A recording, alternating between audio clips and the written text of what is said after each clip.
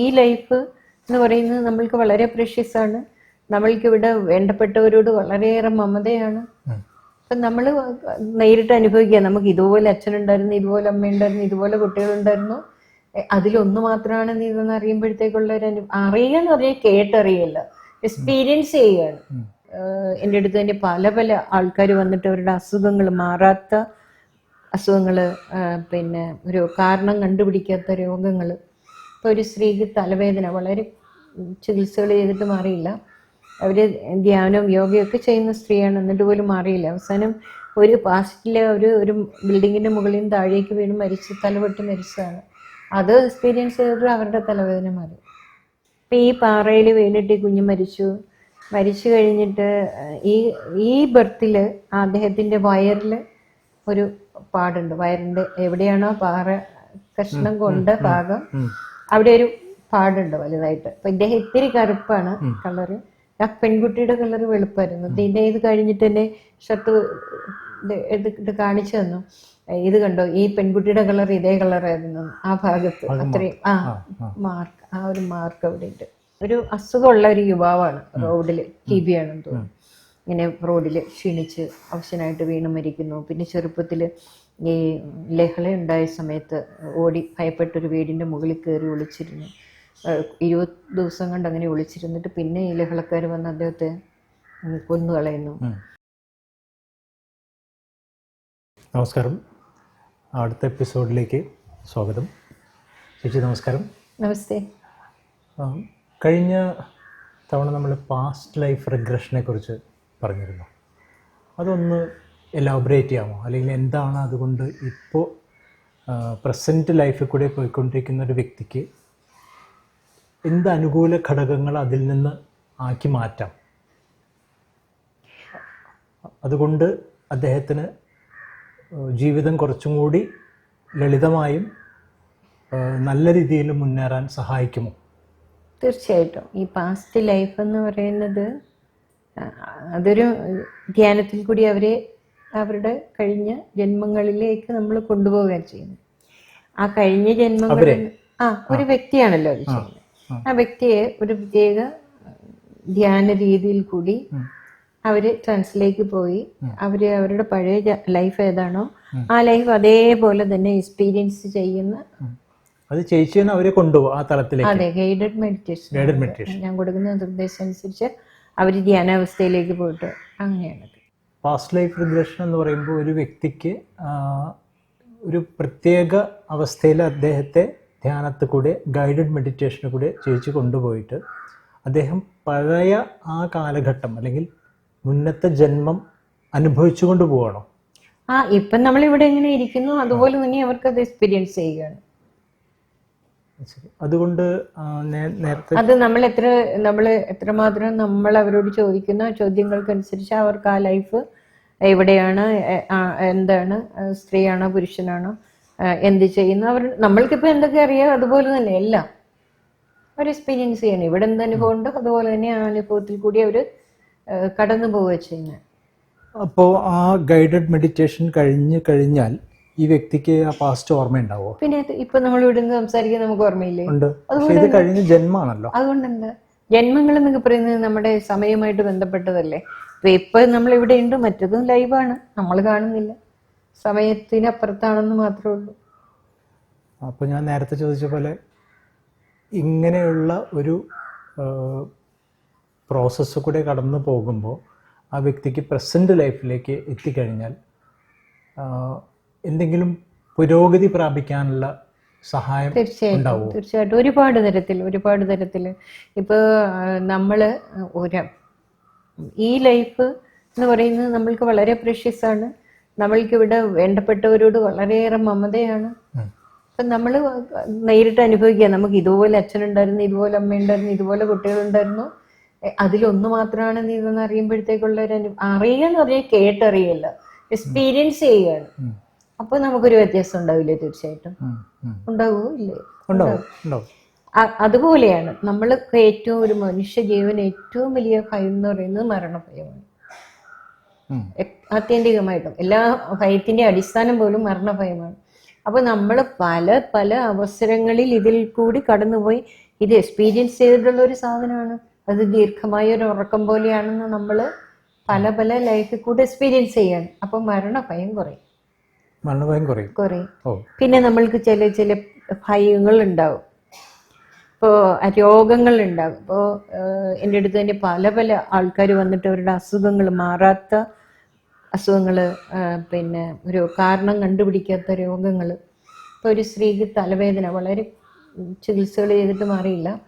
അവർ ധ്യാനവും യോഗയൊക്കെ ചെയ്യുന്ന സ്ത്രീയാണ്, എന്നിട്ട് പോലും മാറിയില്ല. അവസാനം ഒരു പാസ്റ്റിലെ ഒരു ബിൽഡിങ്ങിൻ്റെ മുകളിൽ നിന്ന് താഴേക്ക് വീണ് മരിച്ച്, തലവെട്ടി മരിച്ചതാണ്. അത് എക്സ്പീരിയൻസ് ചെയ്തിട്ട് അവരുടെ തലവേദന മാറി. അങ്ങനെ പലർക്കും അസുഖങ്ങൾ മാറിയിട്ടുണ്ട്. പിന്നെയുള്ളതെന്ന് പറയുന്നത് നമ്മൾക്ക് കുറെ കൂടെ സെൻറ്റേഡ് ആകാൻ പറ്റും. സെൽഫ് സെൻറ്റേഡ് ആകാൻ പറ്റും. നമ്മളുടെ ചില ഭയങ്ങൾ അതൊക്കെ പൂർവ്വജന്മത്തിലുള്ള അനുഭവങ്ങളുമായിട്ട് ബന്ധപ്പെട്ടതായിരിക്കും. ഒരു ഒരു സ്ത്രീക്ക് വയറിന് വേദന, എപ്പോഴും വേദനയാണ്. അപ്പം അത് നോക്കുമ്പോൾ അവരുടെ വയറ് കുത്തുകൊണ്ട് കഴിഞ്ഞ ജന്മത്തിൽ മരിച്ചു പോയത്, അതിൻ്റെ ഇംപ്രഷൻ. ഇത് പറഞ്ഞപ്പോഴേ എനിക്ക് വേറൊരു കാര്യം ഓർമ്മ. അത് ഞാൻ ഒരിക്കൽ ഒരു ഇതിൽ പറഞ്ഞിട്ടുണ്ട്. ഒരു ഇതുപോലെ പാസ്റ്റ് ലൈഫ് റിഗ്രഷൻ ചെയ്തപ്പോൾ ഒരു കുട്ടി, ഒരു പെൺകുട്ടിയാണ്. ആ ലൈഫിൽ ആ കുട്ടി ഇത്തിരി സ്കൂളിൽ നിന്ന് വരുന്ന സമയം ആ കുട്ടിയെ ഒരാൾ ഉപദ്രവിച്ചിട്ട് കഴുത്ത് ഞെരിച്ച് കൊല്ലാൻ നോക്കി. മരിച്ചതുപോലെയായി കുട്ടി. അപ്പോൾ വീണ്ടും അയാൾ നോക്കുമ്പോൾ കുട്ടി അനങ്ങുന്നുണ്ട്. അപ്പോൾ ആ കുട്ടിയെ എടുത്തിട്ട് ഇങ്ങനെ വലിച്ചെറിഞ്ഞപ്പോൾ അതൊരു പാറയിൽ പോയിട്ട് വയറ് ഇടിച്ചിട്ട് പിന്നെ രക്തം വാർന്നാണ് മരിക്കുന്നത്. അപ്പോൾ ഈ ആളിന് എപ്പോഴും കുറച്ച് ടെൻഷനും അങ്ങനെയൊക്കെയുള്ള കാര്യങ്ങൾ കൊണ്ടാണ് പാസ്റ്റ് ലൈഫ് വേറെ ഒരിക്കൽ ചെയ്തിട്ടുണ്ട്, രണ്ടാമതാണ് എൻ്റെ അടുത്ത് ചെയ്യുന്നത്. അപ്പോഴാണ് ഇത് കാണുന്നത്.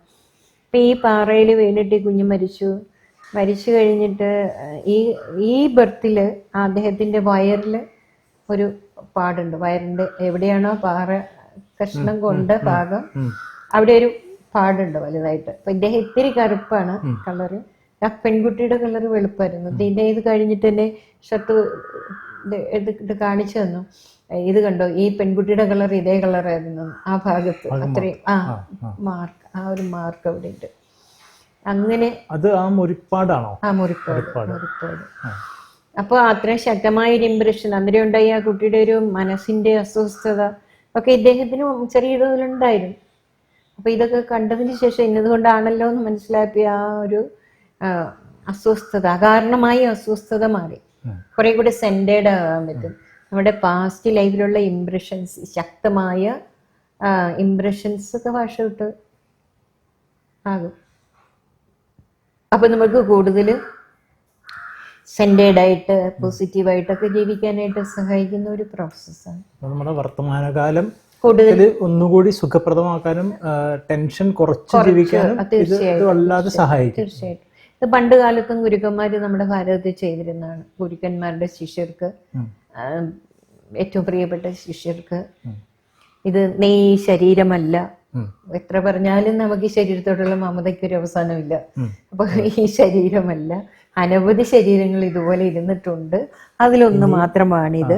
ഇനിയും അനവധി ശരീരങ്ങൾ നീ സ്വീകരിക്കാനുണ്ട്. അതുകൊണ്ട് ഇതിനോട് അമിതമായിട്ടുള്ള മമതയോ ഒന്നും വേണ്ട.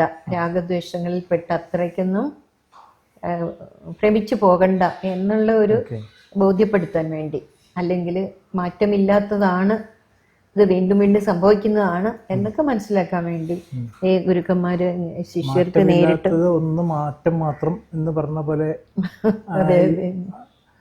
അപ്പൊ ഞാൻ ഒരു കാര്യം ചോദിക്കട്ടെ. അപ്പൊ ഇങ്ങനെ മനുഷ്യന്റെ മനസ്സ് വിഷലിപ്തമാവുക എന്ന് നമ്മൾ നേരത്തെ മുന്നേ പറഞ്ഞ പോലെ പരിസരബോധം സൃഷ്ടിക്കുന്ന ഒരു ഗ്രാസ്പിംഗ് ഉണ്ടല്ലോ. അപ്പൊ വിഷവായുവാണ് ചുറ്റും വമിച്ചുകൊണ്ടിരിക്കുന്നതെങ്കിൽ നമുക്കത് ശ്വസിക്കുക മാത്രമേ വഴിയുള്ളൂ, അല്ലേ?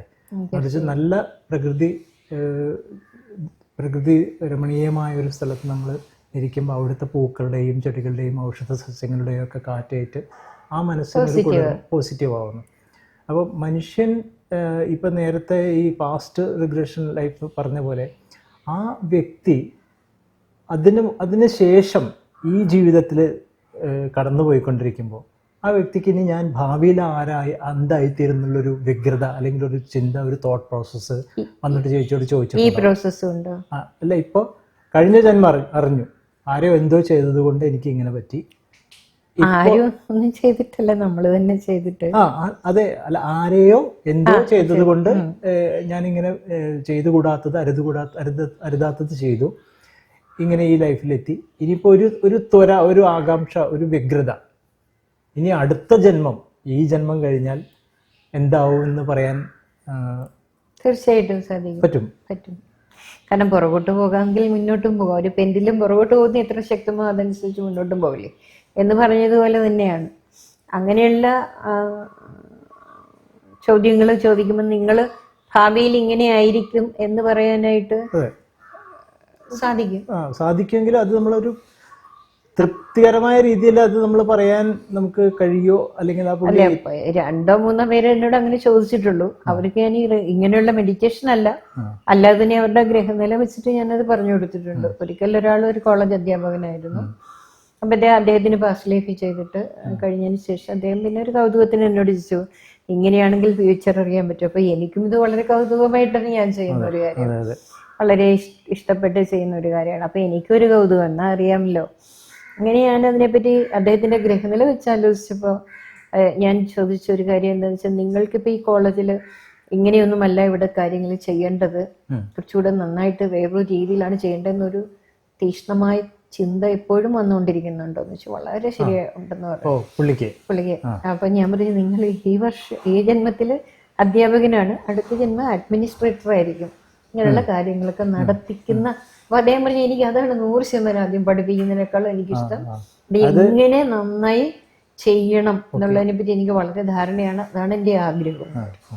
അപ്പൊ ഈ പാസ്റ്റ് ലൈഫിനെ പറ്റി നമ്മൾ പറയുമ്പോൾ ഒരുപാട്, അതുകൊണ്ട് ആളുകളെ മിസ്യൂസ് ചെയ്യാവുന്ന ഒരു കാര്യമാണ്, ചെയ്യപ്പെടുന്നുണ്ട്.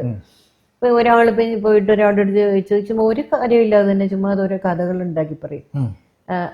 ഇപ്പൊ ആരെങ്കിലും ബന്ധുക്കളുമായിട്ട് എന്തെങ്കിലും പ്രശ്നമുണ്ട്, പറയാം അവര് നിങ്ങളുടെ കഴിഞ്ഞ ജന്മത്തിൽ ഇങ്ങനെ ഉപദ്രവിച്ചുകൊണ്ടാണ്, എന്തോ ഒരു ആർക്കും എന്തോ പറയാം, ആ രീതിയിൽ പറഞ്ഞിട്ട് ആളുകളെ ഒരുപാട്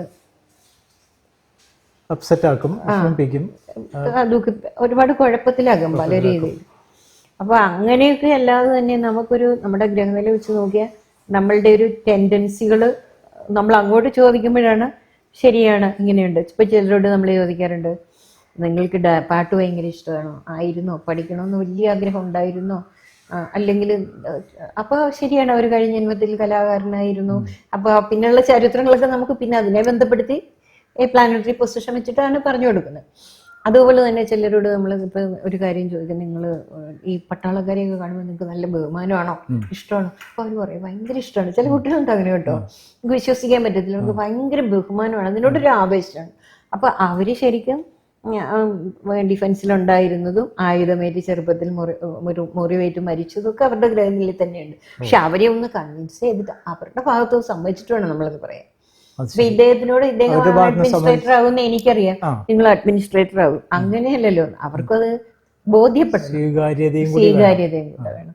അല്ലാതെ ഇങ്ങനെ ഒരുപാട് ആൾക്കാർ എൻ്റെ അടുത്തും പലരും വന്ന് പറയാറുണ്ട്, ചിലരത് അന്ധമായിട്ട് വിശ്വസിച്ചിട്ട് പ്രോബ്ലംസും ഉണ്ടാകാറുണ്ട്. ഇപ്പൊ ഹസ്ബൻഡ് അങ്ങനെയായിരുന്നു, അല്ലെങ്കിൽ വേറൊരാളുമായിട്ട് ഇങ്ങനെയായിരുന്നു, ചുമ്മാ ഓരോ കഥകൾ പറയുക. അങ്ങനെ ഈ കാര്യത്തിന് ഒരുപാട് നെഗറ്റീവ് സൈഡ്, പിന്നെ മിസ്ലീഡിങ് ഒരുപാട് നടക്കുന്നുണ്ട്. സമകാലീന പിന്നെ മെനി മാസ്റ്റേഴ്സ് മെനി ലൈഫ്സ് എന്നൊക്കെയുള്ള ബുക്കൊക്കെ വായിച്ചതിന് ശേഷം ഒരുപാട് പേരും അത് വായിച്ചിട്ടുണ്ട്. അത് പറയുന്ന കാര്യങ്ങളൊക്കെ വളരെ ശരിയാണ്. ആ പ്രോസസ്സിനെ പറ്റിയൊക്കെ അദ്ദേഹം പറഞ്ഞിരിക്കുന്നത് 100% ശരിയാണ്. പക്ഷെ അത് വായിച്ചതിന് ശേഷം കുറെ കഥകൾ ഉണ്ടാക്കുക എന്ന് പറയുന്നത് ശരിയായ ഒരു നടപടിയല്ല. അത് ഈ 95% വാസ്തവം എന്നുള്ളത് ഒരു 19 പേര് കൂടെ കടന്നു പോകുമ്പോൾ 95% അവാസ്തവവും 5% റിയാലിറ്റിയും ഒരു എക്സാജറേഷൻ ആവും. അത് നമ്മൾ പണ്ടേ അറിവുള്ളതാണ്. ഇങ്ങനെ ഒന്ന് പറഞ്ഞ് അടുത്ത അയാളുടെ കൂടെ ഒരു മേമ്പൊടി ചേർത്ത് അത് തന്നെയാണെന്ന് വേണമെങ്കിൽ നമുക്ക് പറയാം. അങ്ങനെ ഒരു കുഴപ്പമുണ്ട് അതിന്. പിന്നെ ഇതുപോലെയുള്ള കുഴപ്പങ്ങൾ, ചില രോഗങ്ങൾ, കണ്ടുപിടിക്കാൻ പറ്റാത്ത രോഗങ്ങൾ, ചികിത്സിച്ചിട്ട് ഭേദമാകാതിരിക്കുന്ന രോഗങ്ങൾ മാറുക, അതിന്റെ കാരണം കണ്ടെത്തുമ്പോൾ അങ്ങനെയൊക്കെയുള്ള ഒരുപാട് അനുഭവങ്ങളുണ്ട്. പിന്നെ ഒരുപാട് ആൾക്കാർ എന്നോട് പറയുന്നുണ്ട്. അതിനുശേഷം ഞാൻ കുറച്ചുകൂടെ ഡെപ്തിലേക്ക് പോയി, എനിക്ക് കാര്യങ്ങളെ കുറെ കൂടെ ആഴത്തിൽ മനസ്സിലാക്കാൻ പറ്റുന്നുണ്ട്, അങ്ങനെയൊക്കെ പറയുന്ന ഒരുപാട് അനുഭവങ്ങൾ ഉണ്ടായിട്ടുണ്ട്. അതൊക്കെ വളരെ പോസിറ്റീവാണ്. അതുപോലെ ഒരാൾ ഒരിക്കൽ പിന്നെ ഒരു ഡോക്ടറാണ്, അദ്ദേഹം ഒരു പ്രാവശ്യം അദ്ദേഹത്തിൻ്റെ വീട്ടിൽ പ്രോഗ്രാം ഓർഗനൈസ് ചെയ്ത് ഞാൻ പോയി ചെയ്തിരുന്നു. അതിനുശേഷം വീണ്ടും രണ്ടാമതൊരിക്കൽ കൂടി, അത് കഴിഞ്ഞ് ആ രണ്ടാമത്തെ തവണ അദ്ദേഹം കണ്ടത് ചെറിയ പ്രായത്തിൽ മരിക്കുന്നതായിട്ടാണ്. ഒരിക്കൽ അദ്ദേഹം തന്നെ അവരുടെ തന്നെയാണല്ലോ അവർ കാണുന്നത്, വേറുള്ളവരുടെ ഉള്ളത്. അപ്പോൾ അദ്ദേഹം റോഡിൽ ഒരു അസുഖമുള്ള ഒരു യുവാവാണ്, റോഡിൽ TB ആണെന്ന് തോന്നുന്നു, ഇങ്ങനെ റോഡിൽ ക്ഷീണിച്ച് അവശനായിട്ട് വീണ് മരിക്കുന്നു. പിന്നെ ചെറുപ്പത്തിൽ ഈ ലഹള ഉണ്ടായ സമയത്ത് ഓടി ഭയപ്പെട്ടൊരു വീടിൻ്റെ മുകളിൽ കയറി ഒളിച്ചിരുന്നു. 20 ദിവസം കൊണ്ട് അങ്ങനെ ഒളിച്ചിരുന്നിട്ട് പിന്നെ ഈ ലഹളക്കാർ വന്ന് അദ്ദേഹത്തെ കൊന്നുകളയുന്നു. അങ്ങനെയൊക്കെ എല്ലാം ഏകദേശം ആ ചെറിയ പ്രായത്തിൽ തന്നെ മരിക്കുന്ന ഒരു എക്സ്പീരിയൻസ് ആണ്. അപ്പോൾ അത് കഴിഞ്ഞ് കുറച്ച് നാൾ കഴിഞ്ഞപ്പോൾ ഇദ്ദേഹത്തിന് ഹാർട്ടിന് സിവിയറായിട്ട് പ്രോബ്ലം വന്നു. ഇതുകൊണ്ടല്ല കേട്ടോ, അദ്ദേഹം പ്രായമുള്ള ആളാണ്. അപ്പോൾ അദ്ദേഹം പെട്ടെന്ന് സംയമനത്തോടെ, ഒരു ഭയം ഉണ്ടായില്ല, ഹോസ്പിറ്റലിൽ വിളിച്ചു പറഞ്ഞ് വേണ്ട സന്നാഹങ്ങളൊക്കെ ചെയ്ത് അദ്ദേഹം തന്നെ കാർ ഓടിച്ച് ഹോസ്പിറ്റലിൽ പോയി രക്ഷപ്പെട്ടായിരുന്നു. അപ്പം അതിനുശേഷം അദ്ദേഹം എന്നെ വിളിച്ചു പറഞ്ഞത്, ഞാൻ ആ ഒരു എക്സ്പീരിയൻസിൽ കൂടി പോയതുകൊണ്ട് എനിക്ക് യാതൊരു ഭയവും ഉണ്ടാകാതെ അതിനെ നേരിടാൻ പറ്റി. അല്ലായിരുന്നെങ്കിൽ ഞാൻ തന്നെ അപ്സെറ്റ് ആയത് കൂടുതൽ പ്രോബ്ലം വരും. അദ്ദേഹം ഒരു ഡോക്ടറാണ്, അദ്ദേഹമാണ് എന്നെ വിളിച്ചു പറഞ്ഞപ്പോൾ എനിക്ക് മനസ്സിലായത്. കാരണം മരണഭയം എന്ന് പറഞ്ഞാൽ നിരന്തരം മരണം കണ്ട് മരിച്ചു എന്നുള്ള അവസ്ഥ എക്സ്പീരിയൻസ് ചെയ്തിട്ട് അതൊരു സാധാരണ പ്രോസസ്സ് പോലെ ഭയമില്ലാതെ പോകാൻ പറ്റി. അങ്ങനെയുള്ള അനുഭവങ്ങളുണ്ടാകും. പിന്നെ ചില ആൾക്കാർക്ക് അമിതമായിട്ടുള്ള പല കാര്യങ്ങളോടും ആസക്തികളുണ്ടാകും. ഭക്ഷണമാകാം, പണമാകാം, എന്തുമാകാം. അപ്പൊ അങ്ങനെയുള്ള കാര്യങ്ങളോടൊക്കെ ഉള്ള ഒരു ആസക്തികൾ എന്തുകൊണ്ടാണ് എന്നുള്ളത് ഒരു ബോധ്യം വരും. ഒരു പാസ്റ്റ് ലൈഫിൽ ഒരാള് പിന്നെ ഒരു ദരിദ്രനായിരുന്നു, അടുത്ത ലൈഫ് രാജാവായിട്ടാണ് കാണുന്നത്. അപ്പൊ അദ്ദേഹത്തിന് എല്ലാത്തിനോടും ആഗ്രഹം ഉണ്ടായിരുന്നുകൊണ്ട് അങ്ങനെ ഉണ്ടായതായിട്ട് കണ്ടു.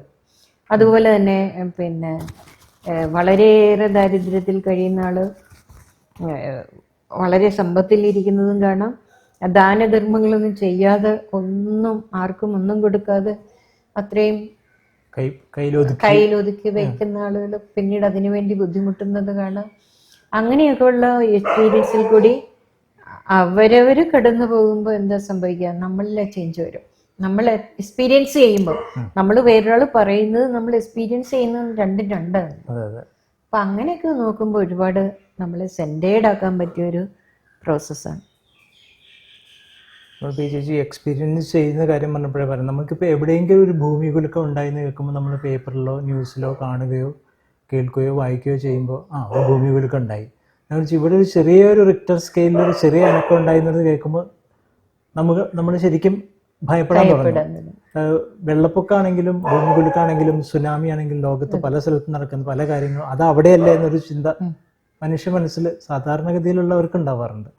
നമ്മുടെ എവിടെ നടക്കുന്നു. അപ്പോൾ അതുകൊണ്ട് തന്നെയാണ് നമുക്ക് എവിടെയെങ്കിലും ഒരു സ്ഥലത്ത് ഭൂകമ്പം നടക്കുന്നു, ഒരു സുനാമി നടന്നു, അല്ലെങ്കിൽ എന്തെങ്കിലും ഒരു എക്സ്പ്ലോഷൻ ഉണ്ടായി, അല്ലെങ്കിൽ ഒരു കലാപം ഉണ്ടായി എന്ന് കേൾക്കുമ്പോൾ സാധാരണഗതിയിലുള്ളവരൊക്കെ അത് അവിടെയല്ലേ, എവിടെയോ നടക്കുന്നു, ബാധിക്കുന്ന കാര്യം. നമ്മുടെ കൺമുന്നിൽ ഒരു തീപിടുത്തമോ ഒരു ഭൂമി കുലുക്കമോ ഉണ്ടായിക്കഴിഞ്ഞാൽ നമ്മൾ ഭയചകിതരാകുന്നു, നമ്മൾ വിറയ്ക്കുന്നു, നമ്മൾ എന്ത് ചെയ്യണം എന്നുള്ള അതറിയാതെ നമ്മുടെ മക്കൾ എവിടെയാണ്, സുരക്ഷിതരാണോ, അല്ലെങ്കിൽ നമ്മുടെ റിലേറ്റീവ്സ് ഉള്ള അല്ലെങ്കിൽ നമ്മുടെ പരിചയക്കാർ അല്ലെങ്കിൽ നമ്മൾ അടുത്ത ബന്ധുക്കളുള്ള സ്ഥലങ്ങളിൽ എവിടെയെങ്കിലും ആണ് ഇപ്പോൾ ഇത് നടന്നതെന്ന് കേട്ടുകഴിഞ്ഞാൽ നമ്മൾ പെട്ടെന്ന് ഭയപ്പെടും, അന്വേഷിക്കാൻ തുടങ്ങും.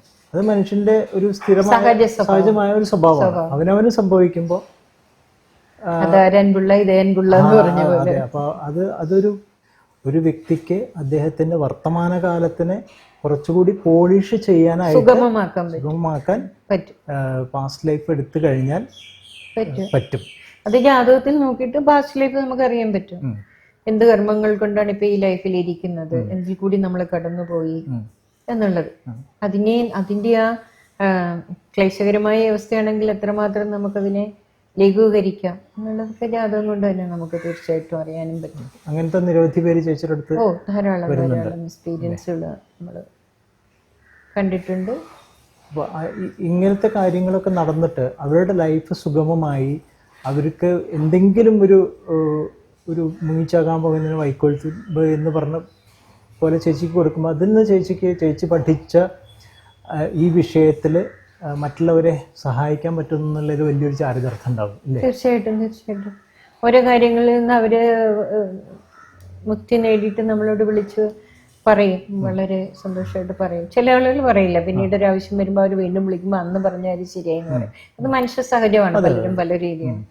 അപ്പോൾ ആ ആൾക്കാർ ചില അപ്പോൾ തന്നെ വിളിച്ചു പറയും, ഇന്ന കാര്യം നടന്നു അല്ലെ ഇങ്ങനെ സംഭവിച്ചു എന്നൊക്കെ പറയുമ്പോൾ അവർക്ക് ഭയങ്കര ഒരു സന്തോഷമാണ്, ഭയങ്കര സ്നേഹമായിട്ട് അവർ സംസാരിക്കുമ്പോൾ നമുക്ക് അതിനകത്തുള്ള ഒരു കാര്യം എന്ന് പറഞ്ഞാൽ ഈശ്വരൻ നമ്മളെ അതിന് നിയോഗിച്ചു എന്നുള്ള ഒരു ചാരിതാർത്ഥ്യം തന്നെ. അതാണ് അതിന്റെ വാക്ക്. അതൊരു ഏറ്റവും വലിയ നമ്മുടെ ജീവിതത്തിൽ ഒരുപാട് കാര്യങ്ങളിൽ കൂടി പോയിക്കൊണ്ടിരിക്കുന്ന മനുഷ്യരാണ്, ആ വ്യക്തികളാണ്. അപ്പൊ ഇതൊക്കെ ദൈവം തന്നിരിക്കുന്ന ഒരു ബ്ലെസ്സിങ്, അനുഗ്രഹ വർഷം എന്നാണ് ഞാനിപ്പോ അതിനെ കാണുന്നത്. അപ്പൊ അതിനൊരു ഉപാധി, ഒരു മീഡിയം കഴിഞ്ഞു, പ്രകൃതി തെരഞ്ഞെടുത്തല്ലോ എന്നുള്ള ഒരു ഗ്രാറ്റിറ്റ്യൂഡാണ് എപ്പോഴും മനസ്സിലുണ്ടാവുക. അതൊരു വലിയ ചാരിതാർത്ഥ്യമല്ലേ?